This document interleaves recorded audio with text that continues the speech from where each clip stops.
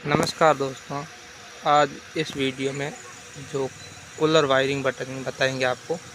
और कूलर में नई मोटर डाल दी है, ये नई मोटर डाल दी है और नई मोटर डालने का तरीका बताता हूँ। पहले ये ऊपर वाला एक नट बोल्ट खोलना है और पुरानी मोटर को बाहर निकाल के नई मोटर डाल के ये वापस टाइट कर देना बराबर रख के, और पंखुड़ी को भी लगा के टाइट कर लेना। अब इसकी वायरिंग बताएंगे आपको। तो वायरिंग ये 3 स्पीड मोटर है, 4 वायर है इसके, तो इनकी पूरी वायरिंग आपको दिखाएंगे। अब शुरू करते हैं वायरिंग करना। ये कूलर आपके सामने है, इसमें सभी कनेक्शन बाहर निकाल दिए हैं। ये 2 मेन लीड के, ये 2 पंप के और ये मोटर के 4 वायर है।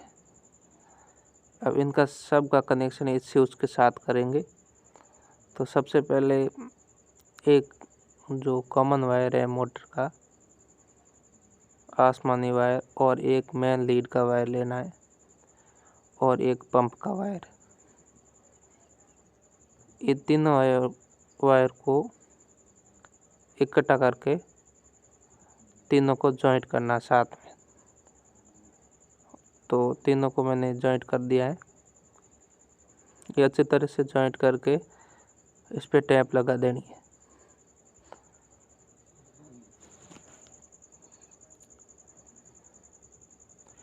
टैप अच्छी लगानी है पूरी वायर पर, कोई वायर खुला नहीं रखना है।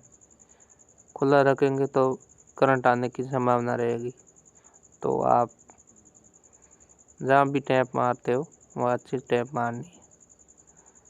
अब ये 3 वायर बचे हैं मोटर के जो स्पीड के हैं। अब स्विच में कनेक्शन होगा तो स्विच में एक लूप करना पड़ेगा।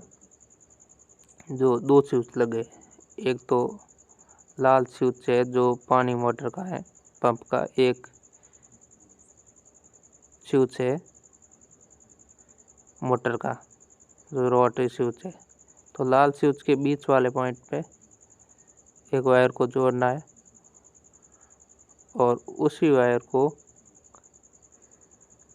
जो ये रोटरी स्विच है 3 स्पीड का, इसके एल वाले पॉइंट पे, यानी जो एसी का इनपुट पॉइंट है, जो एक वायर इस स्विच में जाता है, उस पे जोड़ना है। तो यहाँ इस पॉइंट पे एल लिखा है तो इस पे जोड़ना है। यह जॉइंट बहुत अच्छे तरीके से करना है, क्योंकि लूज जॉइंट होने के कारण यह स्पार्किंग करेगा और फ्यूज भी जल सकता है, और कूलर कभी चलता है कभी चलेगा नहीं, ये भी हो सकता है। तो आप जॉइंट अच्छी तरह से करें। अब ये लूप कर दिया है फ्यूज के बीच वाले पॉइंट से और ये रोटरी फ्यूज के एल पॉइंट पर। अब ये लूप किया है, इस लूप में जो लीड का मेन वायर बचा था एक, उसको इस लूप के साथ जोड़ना है।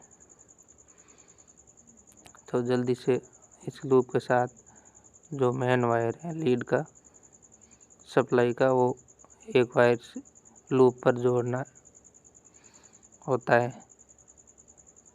जो मेन लीड का वायर आता है तो इन दोनों स्विचों को काट देगा और आगे ये स्विच अपना सप्लाई मोटर एवं पंप दोनों में देंगे।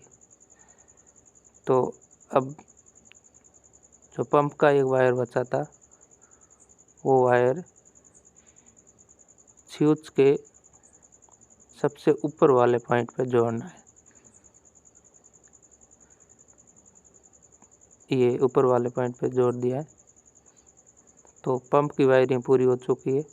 अब मोटर की वायरिंग बची है। अब मोटर के 3 वायर बचे हैं, तो 3 स्पीड के।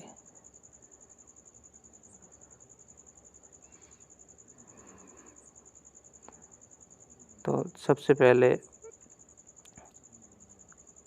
इनको अच्छी तरह से सील लेना है।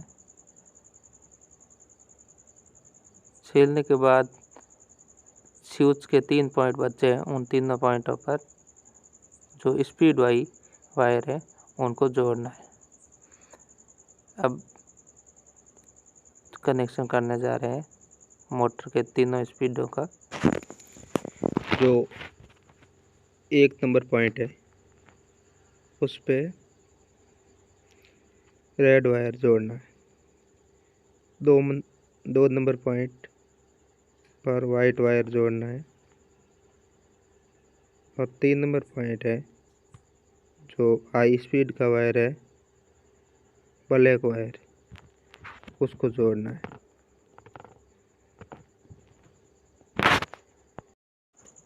वायरिंग करते समय वायरों को अच्छी तरह टाइट कनेक्ट करना है, लूज नहीं रखना है। लूज रखेंगे तो स्पार्किंग करेगा और फ्यूज भी जल सकता है और वायरिंग भी गर्म होगी। तो ये एक विशेष बात का ध्यान रखना है कि वायरों को अच्छी तरह से टाइट करना है, लूज नहीं रखना है।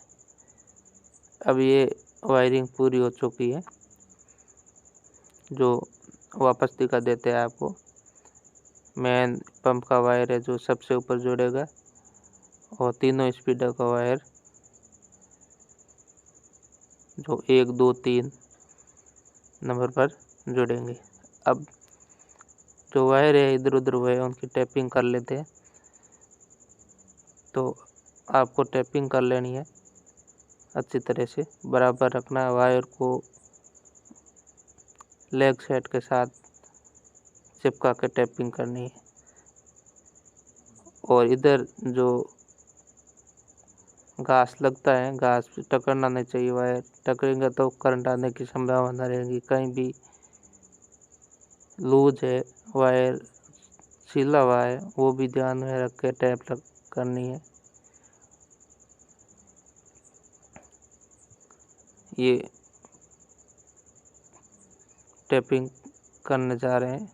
टैपिंग पूरी हो चुकी है। अब 1-2 टैपिंग और मारनी ऊपर की ओर।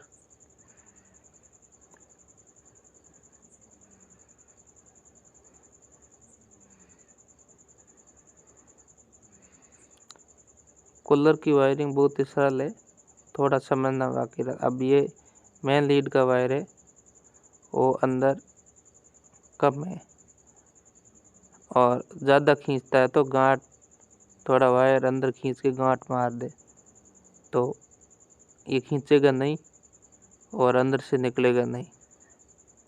अब इनको सप्लाई दे के कूलर को चेक करते हैं। तो मैं कूलर का स्विच बंद कर दिया है। अब सप्लाई देते हैं। ये पंप चल रहा है।